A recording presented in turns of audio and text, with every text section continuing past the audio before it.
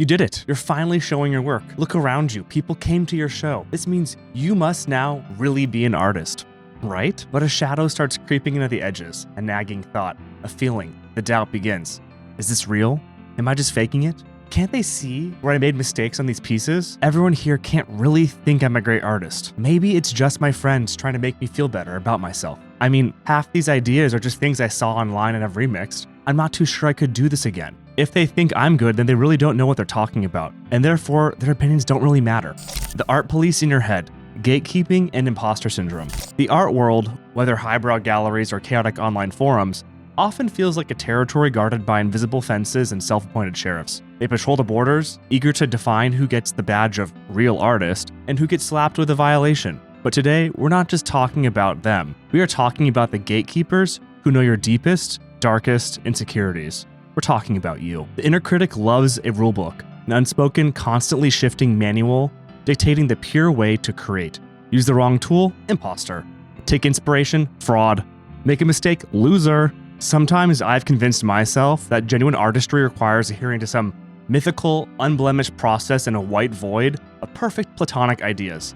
Anything else is just cheating. In this video, we'll dissect how we become our worst gatekeepers, explore the psychological roots of this creative self-sabotage, and figure out how to kick that inner critic out and reclaim the messy, vital, real process of making things. I was wrestling with this feeling very recently, trying to explain my tangled mess of self-doubt to a friend. In an effort to express myself, a metaphor came to me. Imagine a man struck by a sudden burning desire to be a painter. He's buzzing with excitement, ready to dive in. He heads to the art supply store. His day free. Today is a day he starts to paint. But on his way, he passes a prestigious art school. He pauses, overhearing snippets of a passionate debate among students. Ugh, store-bought paints? Anyone can do that. That's just cheating. Real painters mix their own pigments, grind them by hand, and find the materials themselves. The man stops. Right. I want to be a real painter. He abandons the store. His journey shifts. In order to paint, he'll need to mix paints. To mix paint, he needs pigments. Maybe he needs to learn geology. For brushes, surely animal husbandry is required to make the best possible hairs, and woodworking to turn the handles. And canvas? Forget pre-stretched.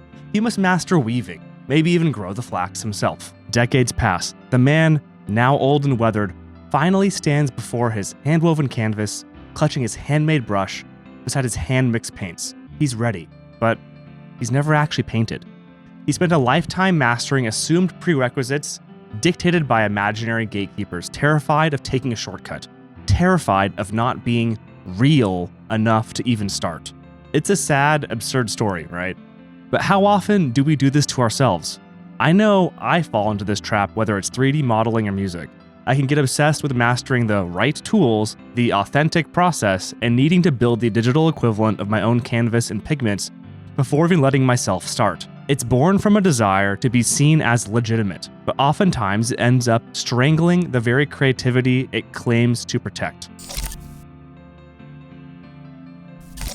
This frustration, this feeling of being judged by 1,000 invisible rules and wanting to not be found out as a cheater can sometimes feel like this. If you use reference, it's cheating. If you use inspiration, it's cheating. If you use tutorials, it's cheating. If you use presets, it's cheating. If you use brush packs, it's cheating. If you use someone else's process, it's cheating. If you edit, it's cheating. If you use an underdrawing, it's cheating. If you trace, it's cheating. If you use tropes, it's cheating. If you go against tropes, it's cheating. If you use an eraser, it's cheating. If you use undo, it's cheating. If you take a break, it's cheating. Let's unpack this list of rules and put it into more general categories: learning and technique.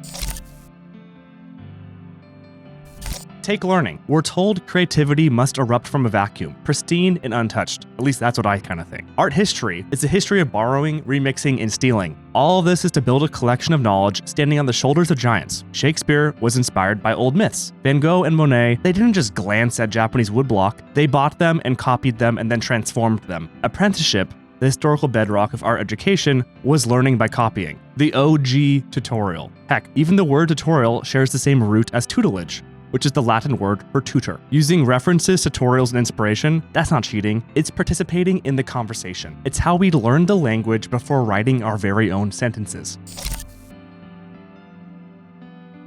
And what about technique? The idea that you can only make art through a very strict methodology is insane. Was Andy Warhol cheating by using screen printing? Are digital artists using custom brushes or presets somehow frauds compared to someone coding their own Photoshop or DaVinci Resolve or Ableton? Is using an underdrawing tracing or meticulously editing footage a moral failing? These are just methods. An eraser, the undo button, these aren't mistakes. They're essential tools for the process of creation. Even tropes, the building blocks of genre and communication, using them or subverting them isn't cheating, it's engaging with the language of genre. Whatever gets you to actually create is the right thing to be doing. Okay, so we can see the intellectual absurdity of gatekeeping tools and techniques. They're just things, means to an end. But acknowledging that doesn't magically silence the real problem, does it? The noise doesn't just come from outside, it echoes, amplifies, and distorts inside our own heads. This brings us to the crux of it, imposter syndrome.